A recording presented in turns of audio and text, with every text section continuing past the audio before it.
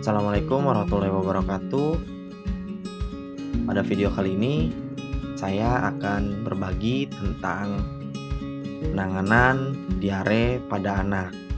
Nah, yang akan saya bahas pada kesempatan kali ini adalah diare. Diare itu sendiri merupakan BAB cair. Penyebabnya apa sebetulnya? Diare pada anak seringkali disebabkan oleh infeksi virus. Selain itu, bisa juga akibat infeksi bakteri, parasit, alergi, keracunan, dan efek samping obat. Nah, ternyata Bapak Ibu, diare itu bisa menyebabkan kematian. Jadi, bahaya yang paling fatal akibat diare adalah terjadinya kematian. Untuk diare itu sendiri, karena dia mengeluarkan banyak cairan lewat feses, artinya outputnya itu terjadi secara terus-menerus. Keluarannya itu terjadi secara terus-menerus. BAB terus tuh, BAB cair terus. Gak ada masukan, akhirnya dia bisa dehidrasi. Nah, yang perlu diwaspadai dari diare yang bisa menyebabkan kematian adalah dehidrasi ini. Ketika terjadi dehidrasi pada anak, otomatis aliran dalam pembuluh darah pun akan berkurang. Apa itu sebetulnya dehidrasi? Dehidrasi adalah kondisi ketika cairan tubuh yang hilang lebih banyak daripada yang dikonsumsi.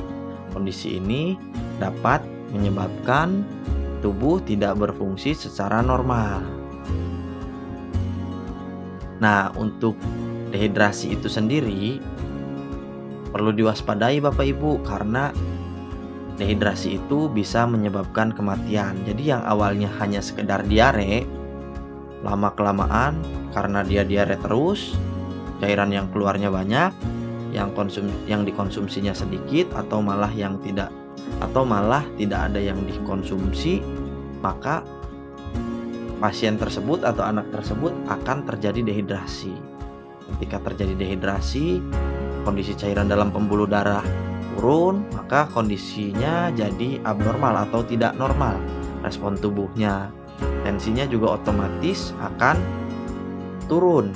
Nah, ini bisa menyebabkan kematian. Lalu, obat-obatan yang bisa dikonsumsi di rumah apa saja Bapak Ibu? Nah, jangan panik kalau misalkan menemukan anak dengan kondisi diare di rumah. Bapak Ibu bisa memberikan yang pertama itu Oralit.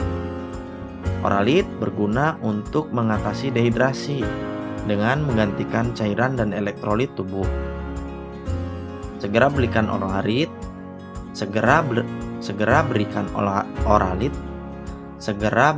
Oralit begitu anak mengalami diare sampai diarenya berhenti.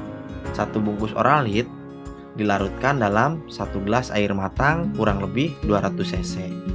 Jika anak Bapak Ibu usianya kurang dari 1 tahun, itu bisa memberikan 50 cc saja setiap kali BAB cair. Jadi kalau misalkan BAB-nya 2 kali, maka pemberiannya hanya dilakukan 2 kali Bapak Ibu. Begitupun kalau BAB-nya 4 kali, maka pemberiannya pun 4 kali 50 cc untuk anak yang usianya kurang dari 1 tahun. Jika lebih dari 1 tahun, bisa diberikan 100 sampai dengan 200 cc. Nah, obat berikutnya apa yang bisa dikonsumsi di rumah? Obat berikutnya adalah yang kedua itu zinc. Zinc ini dalam tubuh akan banyak berkurang. Jadi zinc ketika kita diare, zinc dalam tubuh itu akan banyak berkurang.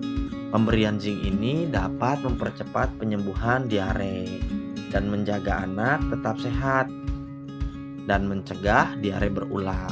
Selain itu, zinc ini juga berfungsi untuk meningkatkan kekebalan tubuh Bapak Ibu. Oke, selanjutnya yang bisa diberikan itu adalah obat-obatan seperti antibiotik. Sebetulnya tidak semua diare membutuhkan antibiotik seperti infeksi virus misalkan. infeksi virus itu sebetulnya tidak butuh antibiotik untuk diare. Hanya ada sebagian kecil kasus diare yang membutuhkan antibiotik. Dan hal tersebut sebaiknya dikonsultasikan dulu dengan dokter setempat. Bapak Ibu bisa datang, misalkan Bapak Ibu anaknya di rumah mengalami diare, Bapak Ibu bisa memberikan yang pertama itu Oralit, yang kedua itu zinc. Kalau misalkan dirasa diarenya tambah parah atau tidak berkurang, maka Bapak Ibu keesokan harinya atau di sore harinya bisa menghubungi dokter praktek terdekat atau bisa datang ke puskesmas. Nah, kenapa kita memerlukan konsultasi dokter untuk pemberian antibiotik?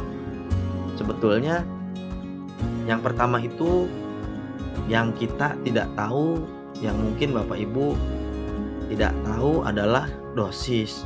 Jadi untuk dosis antibiotik itu sendiri tergantung pada berat badan Bapak Ibu, berat badan anaknya. Dan macam-macam antibiotik pun ada banyak. Jadi ketika kita menggunakan antibiotik yang berbeda, itu aturan pakainya pun akan berbeda. Oleh sebab itu, kita perlu konsultasi dengan dokter. Selain itu juga pemilihan antibiotik yang tepat bisa mempercepat penyembuhan diare pada anak kita Bapak Ibu. Oke, mungkin untuk informasi tentang diare sampai di sini dulu. Jangan lupa buat subscribe biar channel ini bisa lebih berkembang lagi, biar saya bisa lebih semangat lagi membuat video dan menginformasikan segala sesuatunya tentang kesehatan kepada Bapak Ibu. Terima kasih, jangan lupa di subscribe dan jangan lupa di follow Instagramnya.